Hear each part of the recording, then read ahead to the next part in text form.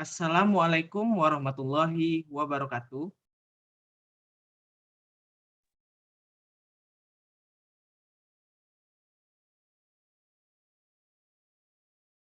Alhamdulillah, alhamdulillahirabbil alamin. Wassalatu wassalamu ala asrofil anbiya'i wal mursalin wa ala alihi wa sahbihi ajmain. Amma ba'du. Pertama-tama, marilah kita panjatkan puji syukur kehadiran Allah Subhanahu wa taala atas segala nikmat dan karunia-Nya sehingga kita dapat berkumpul di room Zoom ini dalam acara KAIS Pos kami 2022. Kemudian, selawat beriring salam, marilah kita ucapkan kepada Nabi Muhammad SAW. Semoga kita mendapatkan syafaatnya di hari kemudian kelak. Amin, amin, ya Rabbal Alamin. Sebelumnya, perkenalkan, saya Muhammad Arya Mukita Lubis yang akan memandu acara kita pada hari ini. Adapun rundown KAIS pada hari ini, yakni pembukaan, doa pembuka, tilawah, penyampaian materi, sesi tanya jawab, doa penutup, dan penutup. Sebelum memulai acara pada hari ini, ada baiknya kita mulai dengan pembacaan doa yang akan dibawakan oleh Saudara Aditya Nafis Farhan. Kepada Saudara Arit kami persilahkan. Assalamualaikum warahmatullahi wabarakatuh. Marilah kita berdoa kepada Allah Subhanahu wa taala dengan menundukkan kepala demi kelancaran acara pada sore hari ini. A'udzu billahi minasyaitonir rajim. Bismillahirrahmanirrahim. Hamdan syakirin hamdan na'imin hamdan yu'afi ni'amahu wa yukafi'u mazida. Ya Rabbana lakal hamdu wa laka syukru kama yabbaghi jalali wajhikal karimi wa azimi sultanik. Allahumma salli wa sallim ala sayyidina Muhammad wa ala alihi wa ashabihi ajma'in. Raditu billahi rabba wa bil islami dina wa bi Muhammadin sallallahu alaihi wasallam nabiyya wa rasulah. La haula wa la quwwata illa billahil aliyyil azim. Hasbunallahu wa ni'mal wakil, ni'mal maula wa ni'man nasyir. Ya Allah, ya Tuhan kami, segala puji untukmu, pemelihara alam semesta. Ya Maliku, ya Kudus, hanya kepadamu kami memanjatkan doa. Ya Rob, hari ini kami berkumpul di sini dalam kegiatan KAIS. Karenanya ya Allah, lancarkanlah acara kami, berkailah, berikanlah kami hasil terbaik atas semua usaha dan doa kami ya Allah. Serta penuhilah pertemuan ini dengan kebaikan dari awal hingga akhirnya nanti. Ya Allah yang maha mengetahui yang gaib, bimbinglah kami dengan hidayahmu, berkailah kami selalu dengan takdirmu, dan jadikanlah hati kami selalu ridho dengan pemberianmu. Rabbi shrahli sadri wa yassirli amri wahlul 'uqdatam min lisani yafqahu qawli. Allahumma arinal haqqo haqqo warina natiba warinal batila batila warzuqna ijtinaba. Rabbana zalamna anfusana wa illam taghfir lana wa tarhamna lanakunanna minal khasirin. Rabbana atina fid dunya hasanah wa fil akhirati hasanah wa qina azabannar. Wa sallallahu ala Muhammadin wa ala alihi wa ashabihi ajma'in. Subhana rabbika rabbil izzati amma yasifun. Wassalamun ala mursalin. Walhamdulillahi rabbil alamin. Wassalamualaikum warahmatullahi wabarakatuh. Saya kembalikan kepada moderator. Waalaikumsalam warahmatullahi wabarakatuh. Terima kasih kepada Saudara Adit atas pembacaan doanya. Semoga dengan pembacaan doa tadi dapat memberikan keberkahan untuk acara kita pada hari ini. Selanjutnya, pembacaan ayat suci Al-Quran yang akan dibacakan oleh Saudara Nugraha Pramukti. Kepada Saudara Nugraha kami persilahkan. Assalamualaikum warahmatullahi wabarakatuh. A'udzu billahi minasy syaithanir rajim. Bismillahirrahmanirrahim. Ya ayyuhalladzina amanu وإذا قيل لكم تفسحوا في المجالس فافسحوا يفسح الله لكم وإذا قيل انشزوا فانشزوا يرفع الله الذين آمنوا منكم والذين أوتوا العلم درجات والله بما تعملون خبير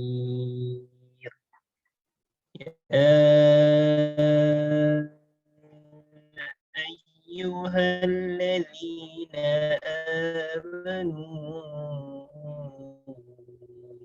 إذا قدموا بين يدي نجواكم صدقة ذلك خير لكم وأطهر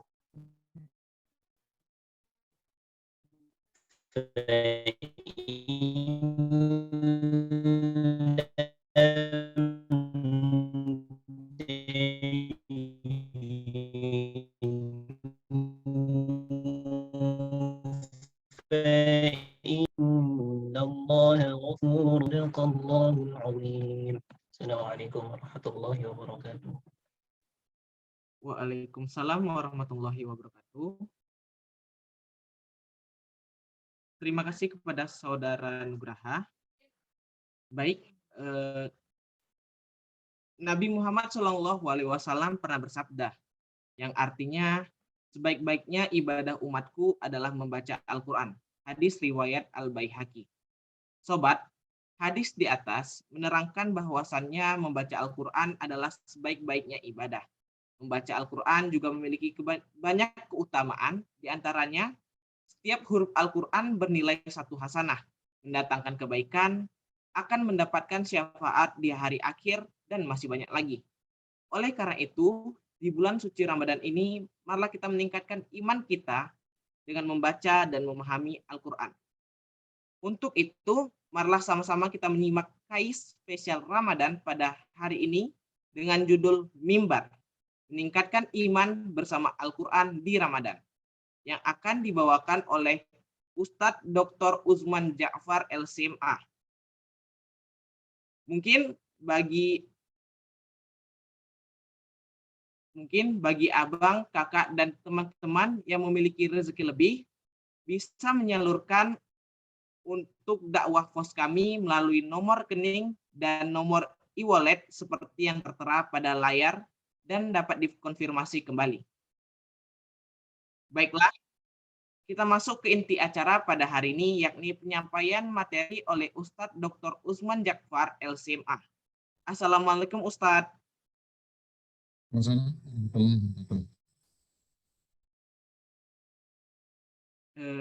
Izin Ustadz, kepada Ustadz kami persilahkan untuk menyampaikan materinya Ustadz. Baik, udah jelas nampak ya? Terlihat Ustadz. Sudah, yang saya share sudah kelihatan ya? Terlihat Ustadz. Lihat ya. Baik, terima kasih Mas Arya ya. Assalamualaikum warahmatullahi wabarakatuh. Alhamdulillah, wassalatu wassalamu ala rasulillah, wa ala alihi wa sahbihi, wa mawala, wa la hawla, wa la quwata illa billah. Judul kajian kita pada sore hari ini adalah meningkatkan iman bersama Al-Quran di bulan Ramadan. Ada beberapa poin yang akan kita bahas pada pertemuan kita sore ini. Tapi mohon maaf, nanti saya ada acara 5.15, paling tidak 5.20 ya. Minta izin saya nanti, ada kegiatan yang lain. Poin pertama adalah bulan suci Ramadan dan kaitannya dengan turunnya Al-Quran. Nah, ini jelas ya, sebagaimana yang Allah Subhanahu wa Ta'ala sebutkan di dalam surah Al-Baqarah ayat 185. A'udzu billahi minasyaitonir rajim. Syahrul Ramadan alladzi unzila fihi al-Qur'an hudan lin-nas wa bayyinatin minal huda wal furqan. Bulan Ramadan adalah bulan yang diturunkan di dalamnya Al-Qur'an. Apa fungsi Al-Quran? Dijelaskan oleh Allah pada ayat berikutnya, hudal linnas. Al-Quran itu merupakan petunjuk linnas, bagi semua umat manusia. Bukan saja orang muslim atau orang mukmin, tapi Al-Quran sebenarnya petunjuk bagi seluruh kehidupan manusia di atas muka bumi ini. Wa bayyinatin minal huda wal furqan, dan banyak petunjuk-petunjuk di dalam Al-Quran, kemudian dijelaskan sejelas-jelasnya oleh Allah petunjuk-petunjuk tersebut. Nanti kita akan lihat bagaimana petunjuk-petunjuk itu semakin dijelaskan oleh Allah Subhanahu wa taala dengan harapan manusia mau beriman kepada Allah Subhanahu wa taala. Wal furqan, dengan turunnya Al-Qur'an manusia bisa membedakan mana baik dan mana buruk, mana halal dan mana haram. Nah, itulah jelas dalil kenapa ada dalil bahwa Al-Quran diturunkan pada bulan suci Ramadan. Ada ayat yang selalu juga kita baca dan dengar, itu surah Al-Qadar. A'udzubillahi minasyaitonirrajim. Inna anzalnahu fi lailatul qadar. Sungguh kami telah turunkan Al-Quran pada malam Lailatul Qadar. Malam Lailatul Qadar ini adalah terdapat di bulan Ramadan, bukan di luar bulan Ramadan. Nah, karena itu jelas bahwa Al-Quran Allah turunkan di bulan Ramadan.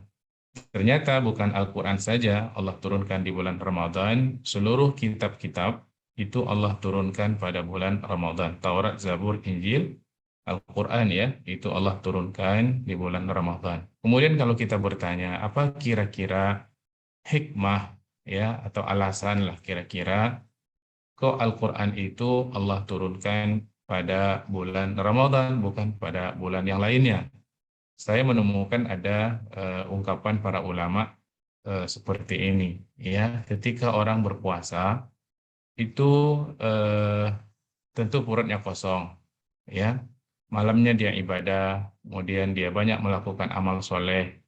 Tentu keadaan ruhinya adalah yang paling tinggi. Nah, beliau mengatakan dalam keadaan ruhi yang paling tinggi itulah dia siap menerima perintah dari Allah Subhanahu wa taala. Dia siap menerima arahan dari Allah Subhanahu wa taala. Berbeda kalau kondisi ruhinya lagi kacau ya. Tentu tidak siap untuk menerima perintah dari Allah Subhanahu wa taala.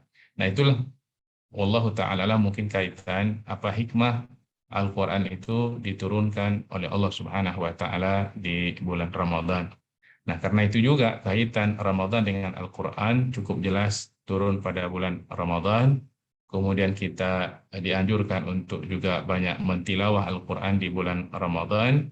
Karena juga baginda Rasulullah Shallallahu Alaihi Wasallam itu mentasmi'kan hafalan Al-Quran kepada malaikat Jibril itu setiap bulan Ramadan.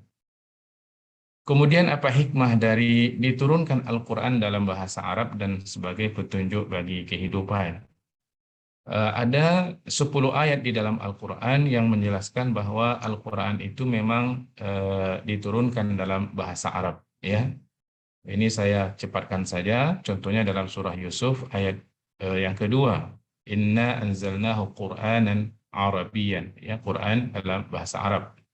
Kemudian hukman Arabiyan. Allah turunkan Al-Quran sebagai hukman, peraturan. Ya, juga dalam bahasa Arab.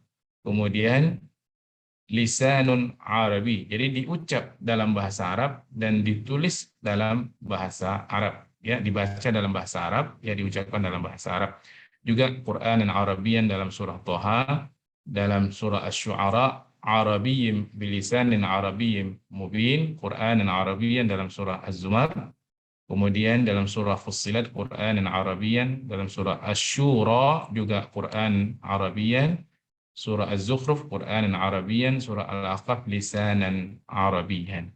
Nah, tentu kita bertanya, apa kira-kira hikmah Allah turunkan Al-Quran itu dalam bahasa Arab. Jadi bahasa Arab itu beda dengan bahasa yang lain. Ya, bahasa Arab itu adalah salah satu bahasa yang tidak mengalami perubahan seperti pada bahasa-bahasa yang lain. wallahu ta'ala alam, mungkin teman-teman yang belajar di sains ya dengan menggunakan bahasa Inggris, kalau kita membaca kitab-kitab atau buku-buku lama dulu dalam bahasa Inggris, kemudian dalam bahasa Inggris itu biasanya bahasanya beda ya, antara bahasa Inggris dulu dengan sekarang itu beda. Akan tetapi Al-Qur'anul Karim yang Allah turunkan 1443 tahun yang lalu ya, bahasanya sampai hari ini juga sama ya, tidak banyak mengalami perubahan. Bahkan kita yang mendalami bahasa Arab itu sama saja, nggak ada perubahan. Nah, inilah kelebihan bahasa Arab. Tentu alasan yang utamanya adalah kenapa jatuh pilihan Al-Quran itu dalam bahasa Arab. Jelas bahwa Al-Quran ini adalah mukjizat bagi Rasulullah Shallallahu Alaihi Wasallam. Dan selalunya mukjizat itu diberikan Allah kepada para nabi sesuai dengan kepakaran, keahlian, kemahiran masyarakat pada waktu itu. Kita lihat Nabi Musa alaihissalam itu kemahiran masyarakatnya sihir, maka Allah turunkan mukjizat, Allah bagi mukjizat yang bisa menandingi sihir ya. Tongkat kalau dilempar itu akan menjadi ular ya. Kemudian Nabi Musa memasukkan tangannya ke kantongnya, dia keluarkan lagi, dia nampak cahaya putih.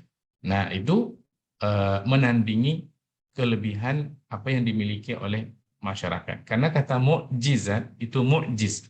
Mukjiz itu melemahkan. Jadi begitu dinampakkan mukjizat ini, hujah-hujah mereka jadi lemah ya.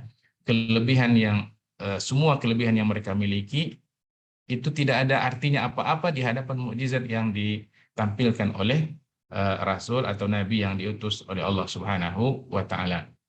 Kita lihat mukjizat Nabi Isa alaihissalam. Itu umat Nabi Isa itu adalah mereka ahli dalam bidang perubatan, ya, bisa menyembuhkan orang sakit supa, ya, orang sakit macam-macam itu bisa disembuhkan. Maka Allah bagi mukjizat Nabi Isa alaihissalam yang bisa menandingi kelebihan mereka. Ya, Nabi Isa itu dengan izin Allah, ya, bisa mengobati orang yang buta dengan izin Allah, bisa menyembuhkan orang penyakit supa, bahkan menghidupkan orang yang sudah mati ya dengan izin Allah. Tentu ada dengan izin Allah Subhanahu wa Ta'ala.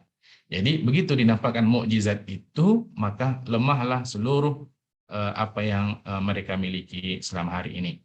Nah, Al-Quran itu Allah turunkan dalam bahasa Arab karena masyarakat Arab ketika itu kelebihannya adalah ahli sastra Arab. Mereka setiap tahun memperlombakan syair-syair di satu pasar, namanya satu pajak gitu ya. Kalau kita satu pajak, satu pasar, pasar Okaz namanya. Itu syair diperlombakan, orang yang menang dengan syairnya itu akan ditulis dengan tinta emas, kira-kira begitu, digantungkan di dinding Ka'bah. Inilah pemenang syair tahun ini. Itu diperlombakan. Bahkan mereka kalau memuji qabilahnya dengan mengungkap syair, kalau menghina qabilah yang lain juga dengan menggunakan syair. Pokoknya mereka semua diungkap dalam bentuk syair. Bahkan sejarah mereka itu diungkap dalam bentuk syair. Semua diungkap dalam bentuk bahasa, narasi, kira-kira begitu. Nah, disitulah kepakaran mereka. Maka Allah Subhanahu wa Ta'ala turunkan Al-Quran dalam bahasa Arab yang itu merupakan bahasa mereka, ya. Ketika mereka menuduh bahwa Al-Quran ini bukan dari Allah Subhanahu wa Ta'ala, ya, itu adalah buatan Rasulullah, maka Allah kemudian menantang mereka. Kalau Al-Quran ini bukan dari saya, coba kalian buat yang semisal dengan Al-Quran. Mereka tidak mampu. Coba kalian buat 10 surah saja yang bisa menyamai Al-Quran, mereka tidak mampu. Coba kalian buat 1 ayat saja yang bisa menyamai ayat Quran, mereka juga tidak mampu. Bahkan kalau kita lihat, ada di dalam awal surah, ada 15 tempat di dalam Al-Quran, yang disebut dengan al-huruful muqatta'ah, huruf-huruf yang terpotong-potong dalam Al-Quran biasanya terletak di awal ya, seperti alif lam mim sad, alif lam mim ra, qaf yasin, toha dan seterusnya. Nah, itu ketika mereka ditanya apa sih maksud huruf-huruf yang ada di awal surah itu, nah itu pun mereka tidak bisa menjawabnya. Nah, jelas bahwa ketika Al-Quran Allah turunkan dalam bahasa Arab dan itu bahasa mereka, di mana mereka sendiri kewalahan ya menghadapi tantangan Allah Subhanahu wa taala. Nah, jelaslah di sini bahwa kelebihan Al-Qur'an atau apa hikmah Al-Qur'an diturunkan di dalam bahasa Arab, ya bukan bahasa Inggris, apalagi bukan bahasa Indonesia. Oke, itu alasan yang pertama. Alasan yang kedua, ya, bahwa bahasa Arab itu ya punya keunikan bahasa, ya. Dari segi fonologinya, pengucapan huruf Arab itu, hijaiyah itu punya karakter atau rumus yang unik, ya, di mana pengucapannya itu ada yang keluar dari dari pangkal tenggorokan, ada dari tengah tenggorokan, ada di atas tenggorokan, ada pangkal lidah, ada tengah lidah, ada ujung lidah, ada di bibir, ada di hidung, ya, ada gigi atas. Itu kekhasan ya, apa yang disebut dengan makhraj huruf, ya, makhraj huruf, dan juga sifat huruf. Nah, itu kelebihan bahasa Arab. Sehingga kalau kita mau cari padanan huruf Arab dalam bahasa Indonesia, kita akan tidak ketemu, ya, nggak akan ketemu. Itulah kelebihan bahasa Arab, ya. Nggak cukup atau bahasa Indonesia itu nggak punya padanan kata yang bisa menerjemahkan huruf Arab itu sendiri. Berarti lemah bahasa Indonesia di hadapan bahasa Arab, ya. Nah, kemudian kosakata dalam bahasa Arab itu sangat kaya, ya. Jadi bisa jadi nanti satu kata itu punya makna yang sangat banyak. Saya ambil contoh saja di dalam surah Al-Fatihah, ya, Maliki Yaumiddin, yang menguasai hari ad-din itu diterjemahkan hari kiamat, hari pembalasan, ad-din pembalasan. Ad-din juga bisa maknanya agama. Coba tuh. Inna dina indallah al-Islam. Sungguh agama yang ada pada Allah itu diterima Allah, yang diridhai Allah hanya agama Islam. Jadi katanya satu, maknanya itu sangat banyak. Dan uniknya lagi, contoh lagi, ini saya lompatkan ya, Lailatul Qadar. Ini Lailatul Qadar. Lailatul Qadar ini malam Lailatul Qadar. Apa arti Qadar? Qadar itu artinya pertama takdir. Kenapa? Karena malam itu takdir kita untuk setahun akan datang di breakdown oleh Allah Subhanahu wa taala. Makanya kita dianjurkan banyak berdoa agar setahun akan datang ini takdir kita bagus. Kira-kira gitu. Kemudian ya, Al-Qadar itu juga bermakna kemuliaan. Di samping takdir maknanya, Al-Qadar maknanya asyaraf, kemuliaan. Karena memang malam itu mulia. Khairun min alfi syahrin. Lebih baik daripada 1000 bulan. Kemudian Al-Qadar itu juga bisa bermakna sempit. Ya, bumi ini jadi sempit ketika terjadi malam Lailatul Qadar. Kenapa? Karena malaikat turun. Ya, malaikat turun ke bumi. Tanazzalul malaikatu war-ruh. Nah, saking kan banyak malaikat turun dan esok harinya malaikat itu naik ke langit kembali, sehingga dikatakan oleh baginda Rasulullah SAW, cahaya matahari ya pada esoknya itu cahayanya tidak begitu panas, ya, redup-redup. Kenapa? Para ulama mengatakan cahaya matahari itu ditutupi oleh malaikat yang tadi malam itu turun ke bumi, sekarang malaikat itu naik kembali, saking kan banyaknya malaikat itu tertutup cahaya matahari. Wallahu taala alam. Kemudian kata Tuhan. Tuhan itu kalau dalam bahasa Arab bisa menggunakan kata Rabbun, bisa menggunakan kata ilahun, ya, seperti bi rabbin nas, Tuhan manusia, ilahin nas juga Tuhan manusia. Tapi tahukah kita beda kata Rabbun dengan ilah? Ya. Itu berbeda. Kalau ilah, la ilaha illallah, tidak ada Tuhan yang berhak untuk kita sembah kecuali Allah, ya. Berarti ilah di situ adalah sembahan kita, ya, karena itu dalam terjemahan sembahan manusia, kita nggak patut menyembah kecuali hanya kepada Allah. Tapi Rabbin Nas artinya Tuhan yang telah menciptakan manusia, yang telah menghidupkan manusia, yang telah memberikan rizki kepada manusia, yang telah memudahkan urusan manusia. Jadi itu semuanya perbuatan Allah Subhanahu wa taala yang mengatur seluruh alam. Sehingga dalam surah Al-Fatihah kita baca alhamdulillahi Rabbil alamin. Segala puja dan puji bagi Allah, Tuhan semesta alam. Apa arti Tuhan semesta alam? Tuhan yang telah menciptakan, Allah Subhanahu wa taala yang telah menciptakan alam semesta, kemudian Allah yang kemudian mengatur alam semesta. Nah, keunikan bahasa Arab juga kalau misalnya ditambah dengan mungkin ini ada dalam bahasa Inggris, ya. Contoh ini dalam ayat wa may yarghabu an Yarghab ini artinya bisa suka, bisa benci, ya. Yarghab, dari mana kita tahu maknanya benci dan dari mana kita tahu maknanya suka? Nah, kalau dipasangkan kepada an, itu maknanya benci. Tapi nanti kalau dipasangkan dengan fi gitu ya, fa, ya, maka itu artinya adalah suka. Begitulah keunikan bahasa Arab. Ini contoh saja. Kemudian dari segi morfologi, sebaran kata dalam bahasa Arab, itu satu kata bisa beranak ya sampai dari satu bentuk jalasa itu bisa beratus-ratus bentuk dari satu kata yang mana asalnya masih ada.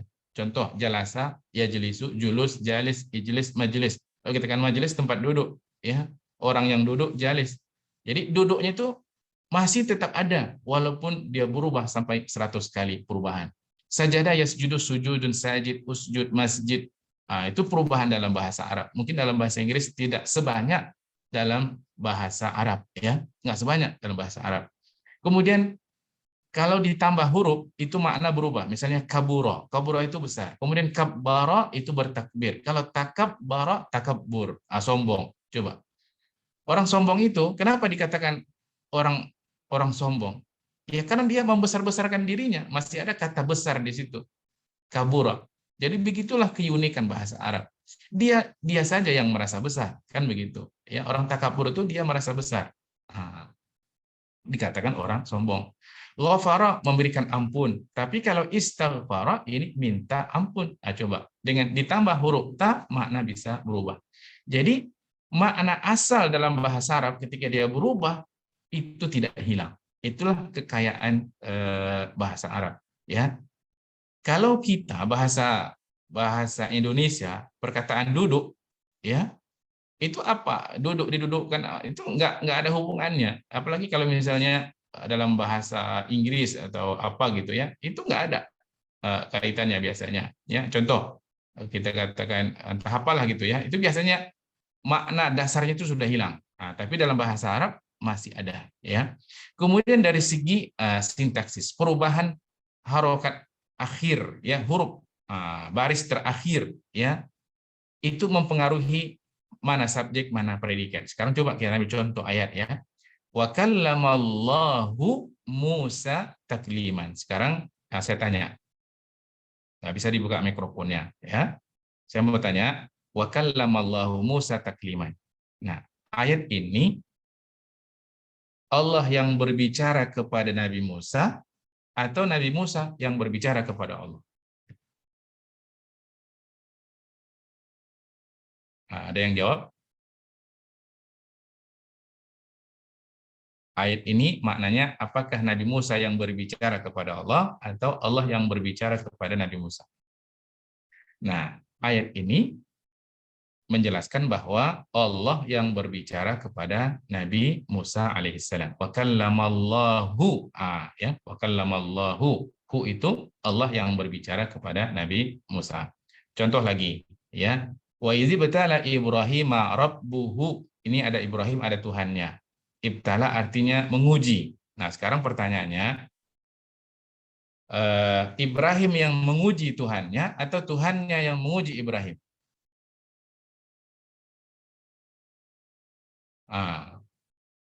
Tuhannya yang menguji Ibrahim. Dari mana kita tahu? Karena Ibrahim itu baris atas, ya. Rabbuhu itu baris depan.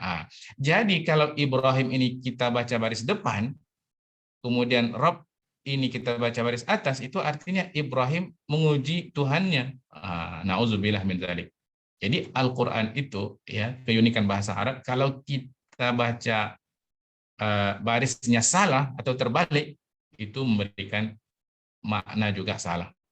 Begitulah hebatnya bahasa Arab. Ya. Kemudian dari segi semantik, perubahan posisi. Ya, contoh, iyyaka na'budu wa iyyaka nasta'in. Asalnya na'budu iyyaka, nasta'inu iyyaka. Kenapa didahulukan iyyaka? Baru na'budu. Itu ada alasannya. Iyyaka hanya kepadamu, ya.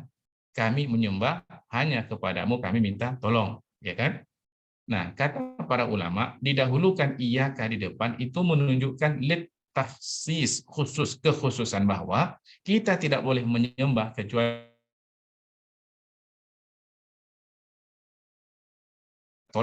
hanya kepada Allah. Itulah maksud didahulukan iyyaka, hanya kepadamu.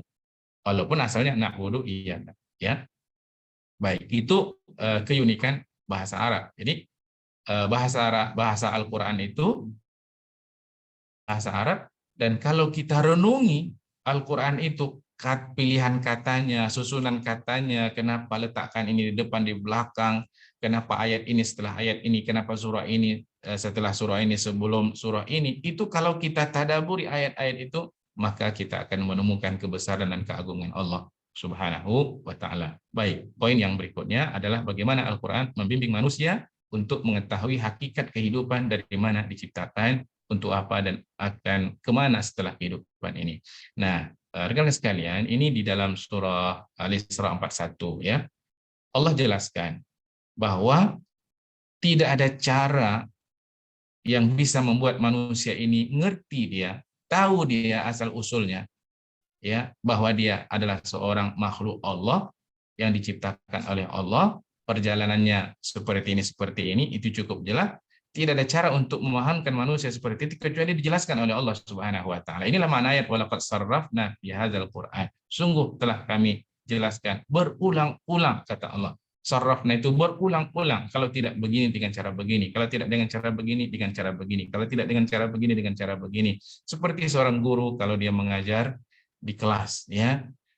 Guru bertanya setelah dia menerangkan pelajaran, murid-murid semuanya apakah sudah paham? Sebagian murid mengatakan sudah, Bu Guru. Sebagian belum. Guru kemudian menjelaskan lagi, sudah paham, 75% paham, 25% belum paham. Diterangkan oleh guru lagi, sampai semuanya paham. Nah, kira-kira itulah yang kita katakan tadi, tidak ada cara yang digunakan oleh Allah dalam Quran untuk membuat manusia ini paham dia akan kehidupannya, kecuali sudah sangat jelas diterangkan oleh Allah Subhanahu wa taala. Itulah maksud dari surah Al-Baqarah yang sudah kita jelaskan tadi, hudal linnas wa bayyinatin minal huda wal furqan.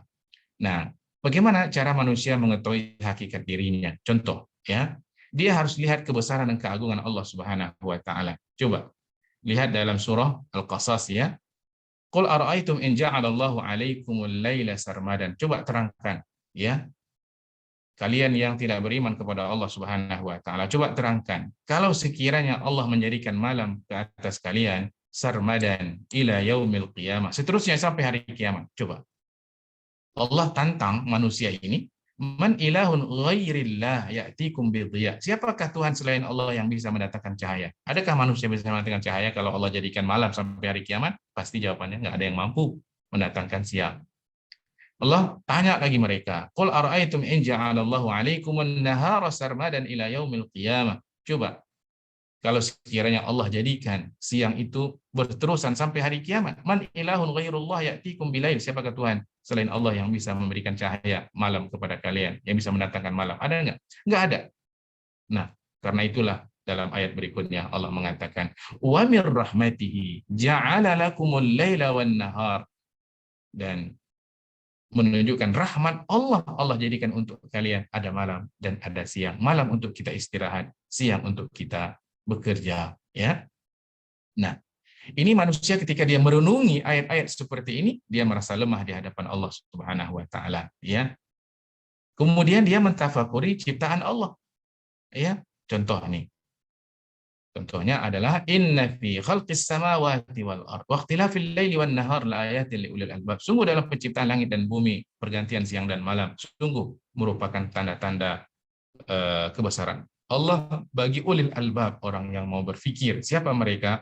Alladzina yadhkurunallaha qiyaman. Mereka senantiasa zikir kepada Allah, ingat Allah dalam keadaan berdiri, wa qu'udan dalam keadaan duduk, wa ala junubihim dan ketika berbaring, wa yatafakkaruna fi khalqis samawati wal ardh. Mereka mentafakuri dalam penciptaan langit dan bumi, ya. Setelah dia tafakuri, setelah renungi, dia setelah kaji, setelah dia research, ya, tentang ciptaan Allah ini, maka keluarlah sebuah kesimpulan, Rabbana ma khalaqta hadza batilan subhanaka faqina adzabannar. Ya Allah, tak ada satupun dari makhluk yang Engkau ciptakan ini sia-sia. Jadi ketika orang mengkaji ciptaan Allah, kesimpulannya adalah bertambah-tambah keimanannya kepada Allah Subhanahu wa taala, bertambah-tambah keagungannya kepada Allah Subhanahu wa taala. Orang pergi ke laut dia hebat. Tengok laut, yang hebat bukan laut tapi yang menciptakan laut. Dia pergi ke gunung, dia tengok gunung hebat, ya. Bukan gunung yang hebat tapi yang menciptakan gunung. Dia naik pesawat, dia tengok alam semesta, dia di atas pesawat, ya. Dahsyat alam semesta. Yang dahsyat bukan alam semesta tapi yang menciptakan alam semesta. Allah jelaskan dalam surah Abasa tentang perjalanan hidup manusia. Jelas, sangat jelas. Wahai manusia, qutilal insanu ma akfara. Kenapa kalian kufur sekali? Min ayyi syai'in khalaqah. Lupakah kalian dari mana engkau diciptakan? Lihat kata Allah, min nutfatin khalaqahu, kalian diciptakan dari setetes air, ya.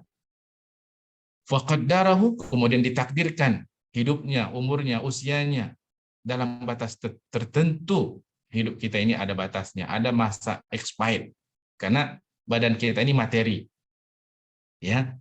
Setiap yang bersifat materi ada masa expired, ada masa berlaku. Ya, kalau dikatakan oleh Nabi, umur umat Nabi Muhammad ini antara 60 sampai 70. Tsumma sabila yassara, kemudian ketika dia diciptakan Allah dalam rahim ibunya, dimudahkan jalan keluarnya oleh Allah. Coba lihat. Hiduplah dia di atas dunia ini, ya. Tsumma amatahu fa aqbara. Allah ingatkan satu hari nanti kalian akan dimatikan oleh Allah dan kalian akan dikuburkan oleh Allah. Tsumma idza syaa'a ansyarah, dan ketika nanti juga jika Allah mau, Allah akan bangkitkan kalian kembali. Tengok, jelas sekali perjalanan hidup manusia, ya, dijelaskan oleh Allah Subhanahu wa taala di dalam Al-Qur'an. Kalla lamma yaqdi ma amara. Setelah manusia sadar, harapnya manusia sadar, tapi Allah mengatakan, kenapa manusia tidak mau menjalankan perintah Allah Subhanahu wa taala? Allah ajak lagi manusia berpikir, falyanzuril insanu ila ta'ami. Coba kalian tengok makanan kalian. Dari mana asal makanan kalian? Allah katakan, anna sababnal ma'a sabba. Kami yang bagi. Kami turunkan air hujan dari langit. Ya, dengan turunnya air hujan itu, tsumma syaqqaqnal arda syaqqa. Bumi, dari bumi ini kemudian keluar, ya, tumbuh-tumbuhan. Kalau kita dulu di kampung, ya, kalau masih pernah hidup di kampung, itu orang ke sawah setahun sekali, ya, bahkan ada masa kemarau panjang, ya. Tapi ketika tiba musim sawah, ya, air hujan turun, kemudian petani turun ke sawah mulai menanam, kok ada ikan di situ? Dari mana datang ikan itu? Nah, tentu rekan-rekan semua mengetahui, ya, mungkin di celah-celah tanah itu masih ada apa namanya DNA-nya hewan ikan-ikan itu, ya. Kemudian dihidupkan kembali oleh Allah Subhanahu wa taala. Fa'ambatna fiha habba, kami tumbuhkan dengan hujan itu, ya, kami tumbuhkan biji-bijian, wa inaban wa qadba, kemudian anggur dan sayur-sayuran, wa zaituna wa nakhla. Coba, ini semuanya adalah pemberian Allah Subhanahu wa taala, bahwa apa yang Allah bagi kepada kita asalnya adalah gratis, ya. Kita nggak pernah bayar kepada Allah. Yang kita bayar itu sesungguhnya adalah jasa orang menanam, jasa orang menyiram, jasa orang memberikan pupuk, jasa orang mengangkut dari kebun ke pasar, ya. Berapa harga semangka? 20.000. 20.000 itu apakah harga yang kita bayar kepada Allah? Nggak pernah kita bayar kepada Allah. Allah bagi kita free, gratis, ya. Tapi yang kita bayar sesungguhnya adalah jasa. Wahada'iqa ghulba, kebun-kebun yang lebat, wa fakihatan wa abba, ya, buah-buahan dan rumput-rumputan. Mata'an lakum wa li'an'amikum. Itu semuanya adalah rezeki untuk kalian dan juga untuk ternak kalian, sehingga ternak kalian boleh makan. Manusia kalau merenungi ayat ini, tentu dia sadar kan kehidupannya, ya, dia sadar bahwa dia hamba Allah Subhanahu wa taala. Coba kalau Allah tahan rezekinya, pasti dia akan mati. Allah cabut saja oksigen dari udara ini, manusia mati semuanya, ya. Seperti masa Covid sekarang orang susah bernafas, ya, cari oksigen, ya. Dalam surah Al-Baqarah Allah jelaskan orang yang tidak yakin akan adanya hari berbangkit, ya. Jelas. Ini kisah Uzair yang Allah matikan selama 100 tahun, ya. Dia datang satu kampung, dia tengok kampung itu sudah tandus, ya. Ya Allah, anna yuhyi hadhillahu ba'da mautiha. Bagaimana Allah hidupkan kampung yang sudah mati ini. Tiba-tiba Allah matikan dia. Berapa lama? 100 tahun. Kemudian dibangkitkan kembali oleh Allah, dihidupkan kembali oleh Allah. Allah tanya dia, berapa lama kamu tinggal di sini? Dia mengatakan 1 hari atau setengah hari. Padahal dia sudah mati selama 100 tahun. Kenapa? Karena dia sampai di tempat itu pagi hari, ketika dia bangun, dibangkitkan, dihidupkan kembali oleh Allah, dia sangka matahari di atas kepala, rupanya matahari sudah di arah barat, ya, setengah hari atau 1 hari. Allah mengatakan kamu sudah berada di sini 100 tahun. Coba sekarang, fanzur ila ta'amika wa syarabika. Coba lihat makananmu dan minumanmu, lam yatasanna, enggak berubah. Ya, makanan 100 tahun enggak berubah. Tapi lihat, wanzur ila himarika, lihat keledaimu. Sudah jadi tulang belulang, sekarang coba. Kata Allah, walinaj'alaka ayat, kami jadikan untukmu sebagai ayat, linnas, sebagai tanda ya bagi manusia. Coba lihat manusia, beginilah Allah menghidupkan orang yang sudah mati. Wanzur ilal idham, coba kamu tengok tulang belulang keledaimu, kaifa nunshizuha, bagaimana kami susun kembali tulang-tulang itu, dan tsumma naksuha lahma, kami bungkus tulang-tulang itu dengan daging. Falamma tabayyana lahu qala a'lamu anna Allah ala kulli syai'. Ini contoh ya, contoh ayat bagaimana Allah menjelaskan tentang hakikat kehidupan manusia di atas muka bumi ini. Dalam surah Al-Kahfi ya. Ini kan secara langsung ya Allah jelaskan ada orang mati dan dihidupkan balik. Tapi ada juga cara Allah buat perumpamaan dalam surah Al-Kahfi ayat 45. Wadrib lahum matsal hayatid dunya. Coba jelaskan kepada mereka perumpamaan kehidupan dunia. Allah jelaskan, kama'in, seperti air, anzalnahu minas sama', yang kami turunkan dari langit. Fakhtalata bihi nabatul ardh, kemudian air itu bercampur dengan tumbuh-tumbuhan yang ada di bumi, fa asbaha hasyiman. Tumbuh-tumbuhan itu kemudian menghijau bangkit, ada yang berbunga berbuah begitu ya. Tiba-tiba daun yang menghijau hasyiman, menguning, setelah menguning coklat, kolat hitam, dia jatuh hancur, tazruhur riyah, ditiup oleh angin. Begitulah Allah mengatakan masalil hayatid dunya, perumpamaan kehidupan dunia. Awalnya kita lahir segar, fresh ya, kuat ya, kemudian kita akan menjadi lemah dan kembali ke tanah ya.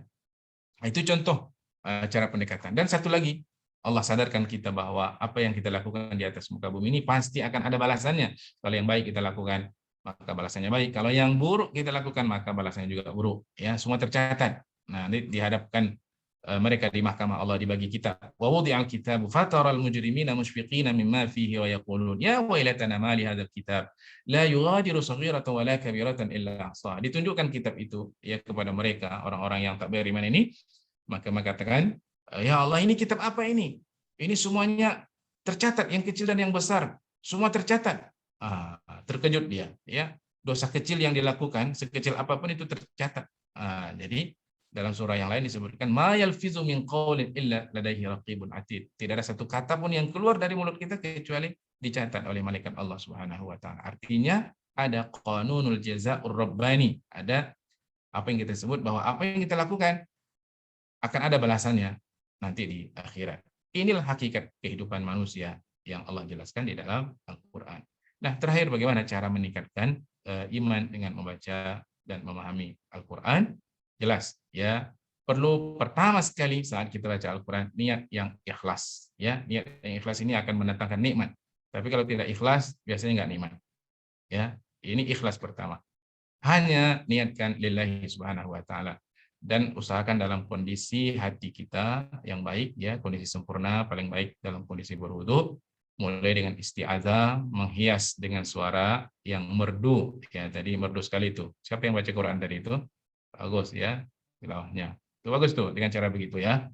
Kemudian tadabbur Al-Qur'an dengan niat untuk mendapatkan hidayah Allah Subhanahu wa taala, dan kemudian berusaha mengamalkan dalam kehidupan kita. Contoh surah Al-Fatihah ya, ketika kita baca dengan niat yang ikhlas, kita sudah berwudu, kita baca auzubillah, dibaca dengan suara yang merdu, kita tadabbur ya.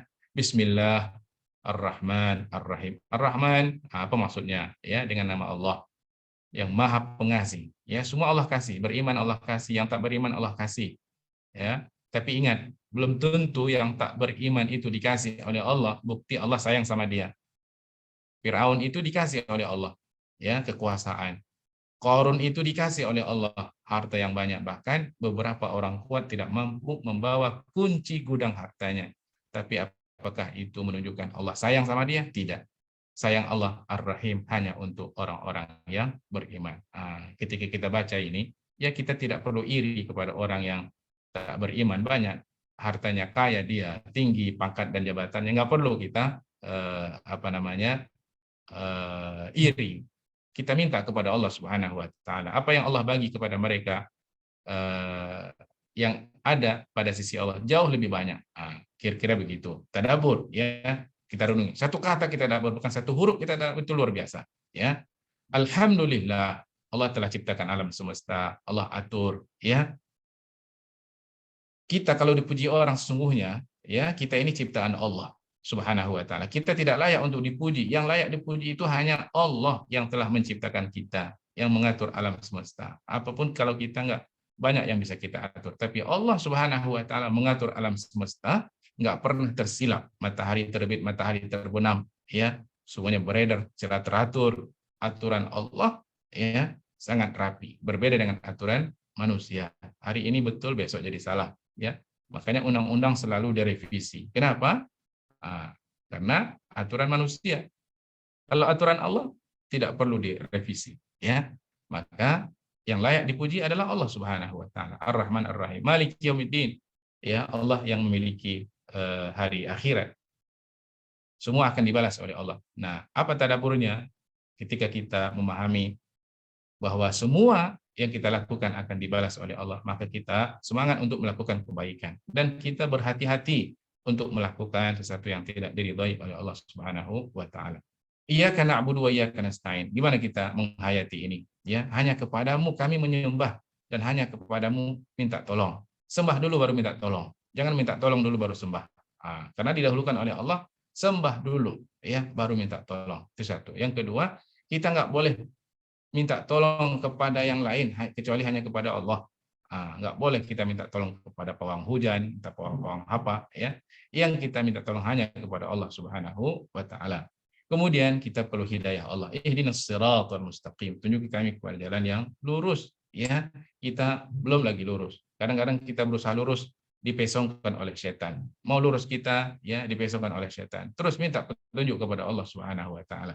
Yaitu jalan orang-orang yang telah Engkau bagi nikmat ke atas mereka, jalan para nabi, jalan para syuhada, jalan para siddiqin, dan jalan orang-orang soleh, bukan jalan orang Yahudi dan Nasrani. Nah, itu contoh tadabbur surah Al-Fatihah. Kemudian kita amalkan dalam kehidupan kita, ya. Maka iman kita insya Allah akan meningkat. Iman itu meningkat kalau ilmu kita bertambah. Iman akan meningkat kalau amal soleh kita bertambah. Dua aja kuncinya, ya. Tambah ilmu dan tambah amal. Iman akan meningkat kalau kita baca Quran. Kemudian terakhir, dalam ayat apa saja Al-Quran membahas mengenai kesehatan, ini ada, kedokteran ada, ya. Kesehatan, misal gini, ayat dalam surah Al-Baqarah 195, Allah mengatakan, wala tulqu biaidikum ila tahlukah, jangan kamu jatuhkan dirimu kepada kebinasaan, ya. Nggak boleh orang mengkonsumsi hal-hal yang bisa merusak dirinya, ya. Kesehatan ini, ya. Karena itu disebut di sini kita wajib menjaga kesehatan, ya. Jangan jatuhkan diri kita ke dalam kemusnahan. Rawat nikmat yang telah diberikan oleh Allah Subhanahu wa taala, nikmat kesehatan, jangan rusak, ya. Nah, ini juga sebagian ulama mengatakan dalil tidak boleh merokok, ya, karena orang merokok itu bisa, sudah ditulis di rokok itu, rokok bisa menyebabkan kanker segala macam, tapi orang masih tetap, ya. Nah, ini dalil jaga kesehatan. Surah Al-Maidah, ya, suruh makan, ya, kulu mimma razaqakumul halalan thayyiban. Ini dari segi kesehatan. Thayyiban, dia halal, kadang-kadang tidak thayyib, ya. Ada yang terlalu manis, ada yang terlalu pedas, ya. Ada yang terlalu masin. Kalau terlalu masin nanti darah tinggi, kalau terlalu manis bisa kencing manis. Kalau terlalu pedas bisa iritasi pula, ya. Mungkin sakit buang air besar dan segala macam. Itu contoh, ya. Ini bisa dijabarkan nanti dalam ilmu kesehatan. Dalam surah Al-Maidah kita disuruh bersih wudhu, ya. Masya Allah, yang sekarang orang ini cuci tangan COVID sekarang ini. Sungguhnya dalam agama kita, ya, kalau kita sering berwudhu, insya Allah, ya, bukan hanya cuci tangan, anggota wudhu pun kita basuh. Kenapa anggota wudhu? Muka, tangan, kaki, ya, kepala. Karena anggota itulah yang paling banyak bersentuhan dengan hal-hal yang kotor. Itu di antara hikmahnya kenapa anggota wudhu itu sudah ditentukan oleh Allah Subhanahu wa taala. Jelas dalam surah Al-Mudaththir juga, wathiyabaka fatahhir, pakaianmu bersihkan. Jelas kita dituntut untuk membersihkan pakaian. Bersih pakaian, bersih badan, bersih tempat dari kotoran, dari najis, ya. Kemudian dalam surah Al-Baqarah sudah jelas tadi, dengan puasa ya, puasa juga akan jadi sehat. Ini kalau ditinjau puasa dan kesehatan itu banyak sekali artikel tentang puasa, ya. Nah, yang berhubungan dengan kedokteran juga ada ya tentang perkembangan janin ya di dalam rahim seorang ibu. Itu dalam surah Al-Mu'minun dari 12 sampai 16 ya. Dan uniknya di sini coba ya alaqah. Alaqah itu kalau diterjemahkan segumpal darah ya. Kalau nutfah setetes air. Alaqah segumpal darah. Tapi sebenarnya alaqah ini sesuatu yang tergantung. Nah, kenapa? Karena janin itu tergantung di dinding rahim. Itulah uniknya. Kemudian di sini khalqan akhar, coba ya. Setelah janin itu berkembang, tsumma ansha'nahu, kami bentuk dia, janin itu makhluk yang lain. Tafsir makhluk yang lain ini ada dua. Makhluk yang lain itu memang bisa jadi manusia betul sempurna, tapi bisa jadi kadang-kadang ada orang hamil bukan manusia, tapi dia hamil buah anggur, ya. Itu ada ya jenis penyakit hamil yang seperti itu. Itulah dahsyatnya, ya. Pilihan kata yang digunakan oleh Allah Subhanahu Wa Taala di dalam Al-Quran. Sudah selesai. Baik, sudah lewat 5.15 ya. Kalau data jawab kita buka sedikit lah ya, insya Allah. Terima kasih. Assalamualaikum warahmatullahi wabarakatuh. Waalaikumsalam warahmatullahi wabarakatuh. Baik, terima kasih kepada Ustadz atas penyampaian materinya. Mudah-mudahan bisa bermanfaat dan bisa kita terapkan.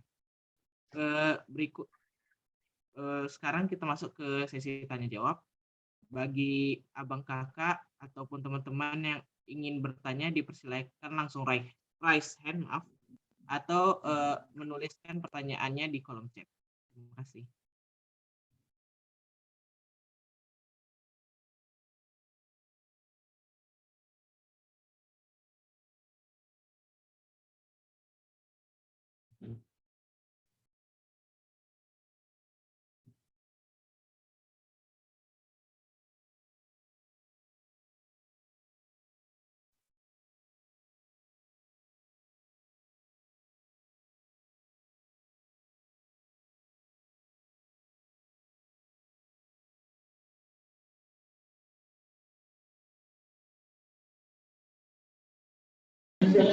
Izin bertanya, Ustadz.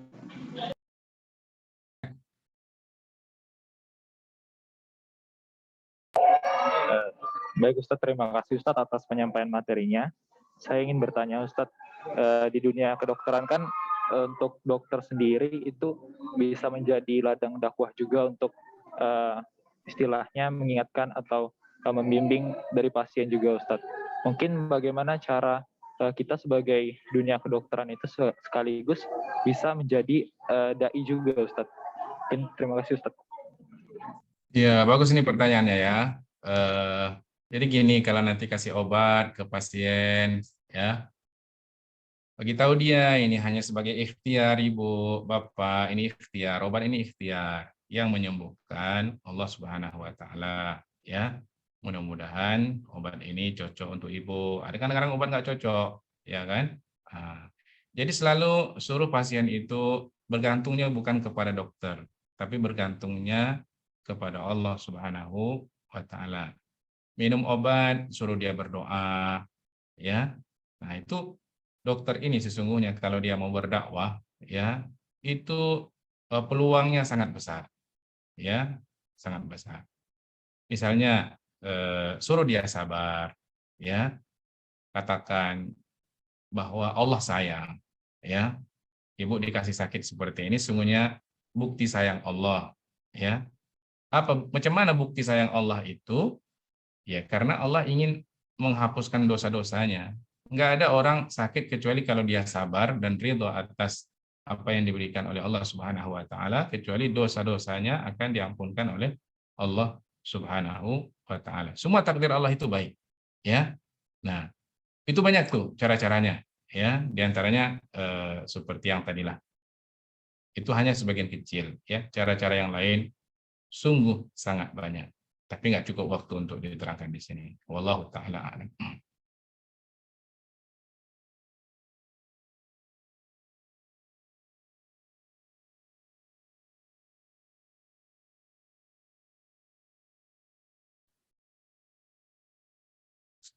Baik, terima kasih kepada Ustadz atas jawabannya. Kepada Abang, Kakak, dan teman-teman, jika masih ada yang memiliki pertanyaan, dipersilahkan.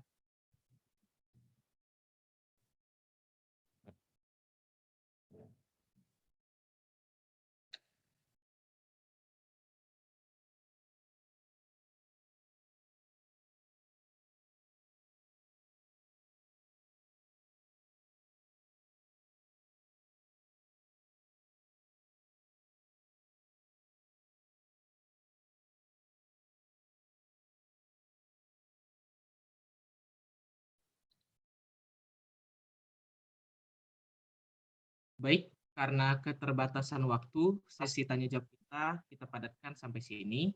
Terima kasih kepada Abang, Kakak, dan teman-teman yang sudah bertanya, dan terima kasih kepada Ustadz atas jawabannya Ustadz. Baik, Ustadz, izin kira-kira apakah ada closing statement dari Ustadz? Iya, closing statement dari saya. Pertama ya, tadi sesungguhnya harapan kita kepada para dokter, ini harapan saya, ya. Pintu ladang amal soleh sungguh banyak ya, karena profesi sebagai dokter ini adalah profesi yang sangat mulia, ya. Beda kalau Ustadz ngomong, beda kalau dokter ngomong, itu kadang-kadang bisa pengaruhnya lebih menyentuh kepada pasien. Karena itu bersyukur kepada Allah Subhanahu wa taala yang telah memberikan profesi ini atau akan mendapatkan profesi ini kepada rekan-rekan semuanya. Dan ini adalah semuanya amanah dari Allah Subhanahu wa taala, jadikan dia sebagai ladang dakwah, ya. Yang kedua, semoga di bulan Ramadan ini amal kita diterima oleh Allah Subhanahu wa taala, dan juga dosa-dosa kita diampunkan oleh Allah Subhanahu wa taala. Wallahu taala alam. Assalamualaikum warahmatullahi wabarakatuh. Saya minta izin ya untuk live ya. Jumpa lagi insyaallah. Ya. Izin Ustadz, apakah boleh untuk ambil gambar bersama sebentar, Ustadz? Oh, silakan. Baik, kepada Bang Ilhan, dipersilahkan Bang.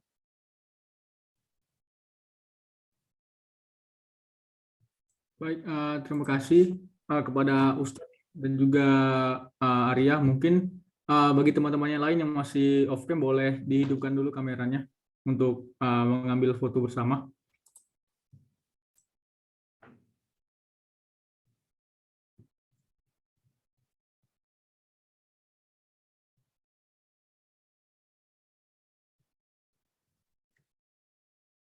Baik, izinkan saya untuk mengambil gambar. Mungkin kepada Ustadz dan juga teman-teman, abang-abang dan kakak-kakak boleh bersenyum ke arah kamera. Pada hitungan ketiga, izinkan saya ambil gambar. 1, 2, 3. Baik, mungkin itu saja untuk mengambil gambar. Saya kembalikan ke Arya. Baik, terima kasih kepada Bang Ilhan yang telah mengatur pengambilan gambar. Kemudian terima kasih Ustadz. Kemudian Iya. Saya minta izin ya, keluar ya. baik Ustadz. Baik. Assalamualaikum. Kemudian, waalaikumsalam warahmatullahi wabarakatuh. Kemudian izinkan saya membacakan sedikit kesimpulan kita pada hari ini, di mana Al-Quran diturunkan oleh Allah pada bulan Ramadan dikarenakan oleh banyak sebab. Salah satunya ialah karena pada bulan Ramadan manusia sedang meningkat. Ruhi manusia sedang meningkat, sebab di siang hari ia menahan dahaga, haus, dan lainnya. Allah memilih Ramadan sebab Ramadanlah waktu yang tepat untuk manusia menerima wahyu darinya, yakni Al-Quran. Fungsi dari Al-Quran ialah sebagai petunjuk bagi manusia di bumi. Allah menurunkan Al-Quran dengan bahasa Arab dengan berbagai keunikannya, yakni yang pertama ada Al-Quran dengan bahasa Arab, Sebab bahasa Arab tidak ada perubahan aturan bahasa dan tata bahasanya. Yang kedua, bahasa Arab punya keunikan di mana dari pengucapannya beragam. Hal ini disebut dengan makhrajul huruf. Kemudian bahasa Arab punya kosakata yang banyak, dan bahasa Arab salah baris maka salah arti. Selain itu, Al-Quran membimbing manusia untuk mengetahui hakikat kehidupan, dari mana ia diciptakan, untuk apa ia diciptakan, dan akan kemana setelah kehidupan ini. Oleh karena itu, dengan mengingat kembali alasan-alasan dan hikmah diturunkan Al-Quran, semoga dengan begitu kita bisa meningkatkan iman bersama Al-Quran di bulan Ramadan ini. Dengan niat yang ikhlas, dengan membaca ketika kita berwudu, memakai istiadah, menghias dengan suara yang merdu, mentadaburi, dan berusaha mengamalkannya. Baik, berikutnya ada doa penutup yang akan dibawakan oleh saudara Adit. Kepada Adit, kami persilahkan. Assalamualaikum warahmatullahi wabarakatuh. Marilah kita menundukkan kepala dan berdoa kepada Allah Subhanahu wa taala agar acara kita pada sore hari ini menjadi berkah. A'udzu billahi minasyaitonir rajim. Bismillahirrahmanirrahim. Hamdan syakirin hamdan na'imin hamdan yu'afi ni'amahu wa yukafi'u mazida. Ya Rabbana lakal hamdu wa lakal syukru kama yabghi li jalali wajhikal karim wa 'azimi sultanik. Allahumma shalli wa sallim ala sayyidina Muhammadin wa ala alihi wa ashabihi ajma'in. Raditu billahi rabba wa bil islami dina wa bi Muhammadin sallallahu alaihi wasallam nabiyya wa rasula. Ya Allah, ya Tuhan kami, segala puji untukmu, pemelihara alam semesta.